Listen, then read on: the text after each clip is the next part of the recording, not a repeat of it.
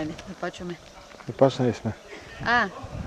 Днеска 13 август 2011, ние сме в Голешово с майка ми. Днеска има голямо оживление, не е като друг път.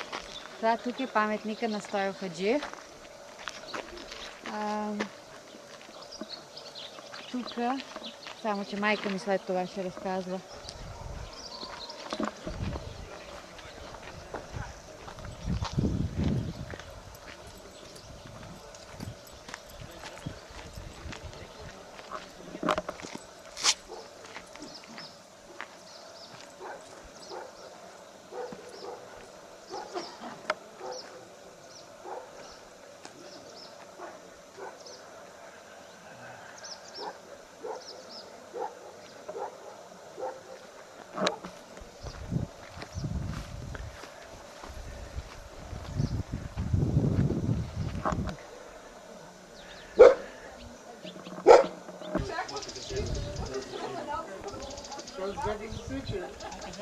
Където е механата, където е Мария, имала ключ за Ромеовата къща, те си научат, тя има ключ, да вие сте близки, а тук да разделят и вътре къщата. Дето е разсъврирана къщата. Ето е разсъврираната къща, да разделят и как са направили. Основното тук на Дългоровище, да. Боже, всичко западнало, училище беше. От първи до четвърти клас сте били? А това пред него е това старото училище. Боже, в него съм учила до четвърти клас. Това отляво. Тук, това? Да. Да. Него съм. А после направиха 55-та година го прие голямото училище. Той от тук се ходи за гробище и отопът. Някой иска тук да И отопът. Това е, ама там пред чешмичката по-хубаво. Пред чешмичката. Това е училището, ма западнало. То века и от тук се отива, ама по... Там по-не по-щастиваме. По-не по-щастиваме. Това е старото училище. Това е старото училище, което съм до четвърти клас учила. Там после се преместихме в новото. Какво ви цели? Поддържаме къщички, ма гледай, нашето си живее. Много е преди. И изпражнения лайна, ма толкова да стане шеде. И там накисват да стои 24 часа платното. Планината? Да, момент да ви кажа. И така надиплено, слага го в край. След 24 часа се изважда и на реката пред нашата къща там имаме. Ама то беше реката голяма, камъни хубави, чисти, трева, беше много хубава вода. Изважда се и се слага във водата, така първата вода вече да избяга. След това пак през половин час, така както е тревата навсякъде, така слага се във водата, нали, слага се. И се надиплива на това. На главата? Не на главата, ама тук. Надиплива се тук, надиплива. И отиваш на тревата вече и почваш. Края вече, последния край, който е. Така, и пускаш. И го настеляш до там някъде, докъде ти е платното. Това е може би 5, 10, 15. Това червено или платно? Какво е? Или покривка за... Платно, ризиши от него. Женски ризи, мъжки ризи, които ви бродираха на ръкавите, отдолу бродирани. Баба Магда имаш такава носи.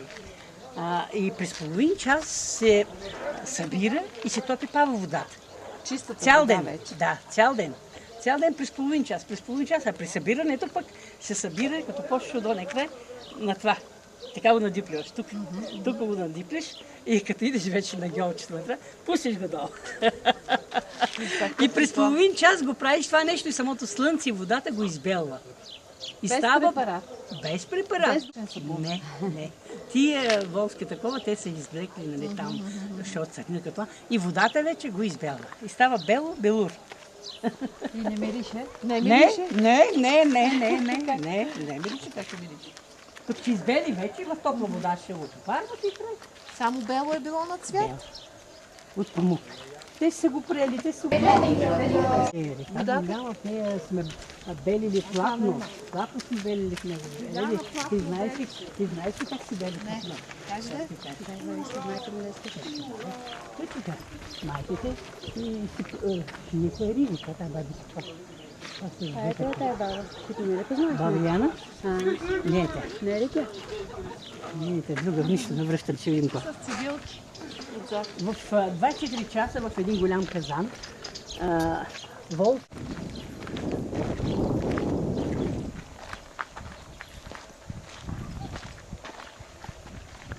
вместо това ги върна на тази ръка ги носи. Следващата. Ще вместят. Оглед водата, дете път. Там сме мили главата, ще се измиеш.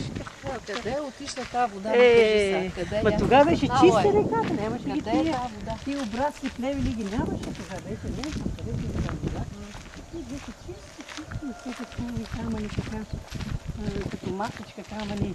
Под един камък имаше голям така висок и вътре пак дъбната. Така си се природата го създава. Там с децата си правихме готвене на този камък, правихме супа. Така се играем като малки.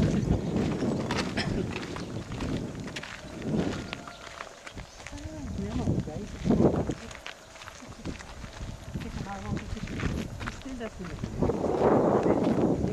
Това ли беше? Нали ти Мари, да?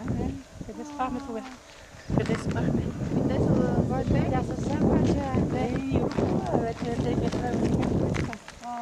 багажа са го издигали там във Вълчвата къща горе. аз се спомням, че такива аз пък Ей така ще пишка хубаво. Долна чума.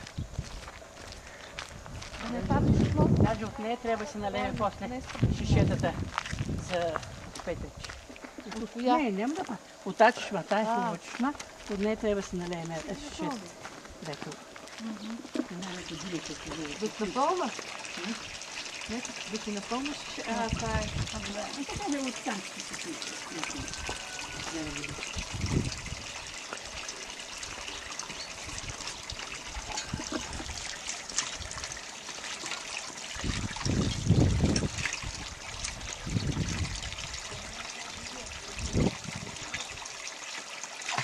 тази ще ни друга. Вода. Не, като горе. Не е хубава? Хубава, много хубава. Дело, че за обяд, като се върнем, трябва тук водичка да се направим. От всеки да се съберат водички. И на нашите тераски ще станали. Чакаме да видим главата. Главата до началото на водата, да влиза голямата река. Главата пристига. Буйна река.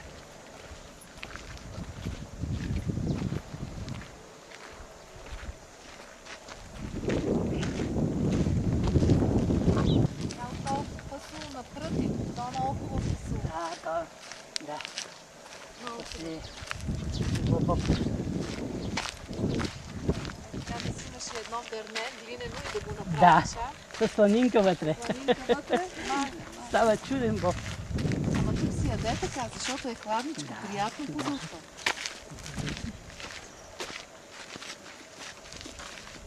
Трофо среща тази къща. Последната. Разрушената последната. Този дял е на тях.